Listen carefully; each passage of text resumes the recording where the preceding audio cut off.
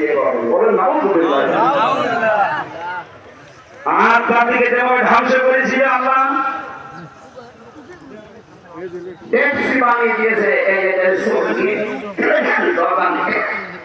সাগরই মৃত সাগর হয়ে গেছে এই গোনাটা করার কারণে। বাংলাদেশকে আজ অনেকে গজবপ্রাপ্ত রাষ্ট্র বানাতে উঠে পড়ে লেগেছে গোপনে। এই ষড়যন্ত্র সফল হতে দেওয়া হবে না ইনশাআল্লাহ।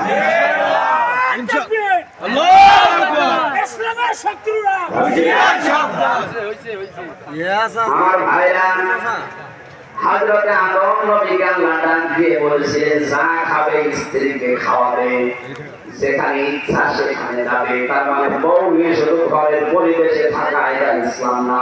আপনি ঘোরাফেরা করতে পারবেন, যেখানে ইচ্ছা যাবেন, যা ইচ্ছা খাবেন, যা ইচ্ছা দেখবেন।